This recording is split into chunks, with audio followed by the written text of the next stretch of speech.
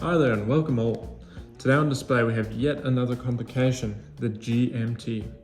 In my experience, the GMT is one of the most well-known complications in a watch, with many people knowing that it does display another time zone. But I also find that while people know what it is, they don't always know how it functions. That will all be explained today. The first most important thing to know is that this orange hand is the GMT hand, which completes it completes one rotation every 24 hours, unlike our local hour hand, which completes 2 rotations every 24 hours. This colored GMT hand displays what we call home time, the time at your home, and it is able to show the delineation of day and night time with the help of a bicolored chapter ring and sometimes a bicolored bezel. Our normal hour hand displays what we call local time, the time of where you are in the world. As when you travel to another time zone, this is the hand that you would adjust to reflect the new time. We typically change the local time hand and not the home time or the GMT hand, as the local time is tethered to the date wheel. Among GMTs, there will be 2 main types that you'll see.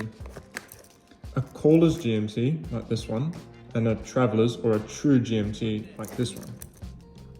The traveler's or the true GMT, as the name suggests, is oriented towards the use of traveling and allows you to independently set the local hour hand without interrupting the time.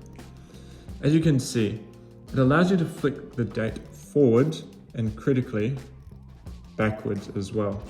A very handy feature when you are traveling. A caller's GMT is generally the more common and affordable option. In contrast, it does not have the ability to independently set the local hour hand, but rather sets the GMT hand independently. While you can still view two time zones simultaneously, it becomes a little more tricky when you're traveling between time zones and you need to reset the GMT hand after manually changing the time of local time. Say I'm traveling from Perth to Sydney, where the time difference is 2 hours. You'll see as I move the hour hand, the GMT hand is moving with it, meaning once I've set the local time to whatever it is, I need to go back and reset the home time on the GMT hand back to Perth time. Say I'm making the same trip with this Seiko Sumo GMT, all I'll need to do is flip the hour hand 2 hours ahead and it's all done. It's that simple. Going back to the Seiko 5 GMT, you'll notice that it has a 24-hour scale on the bezel, and critically, it's a rotating bezel. The bezel further extends its time-telling ability to 3 time zones. Yes, that's right, you heard right, 3 time zones.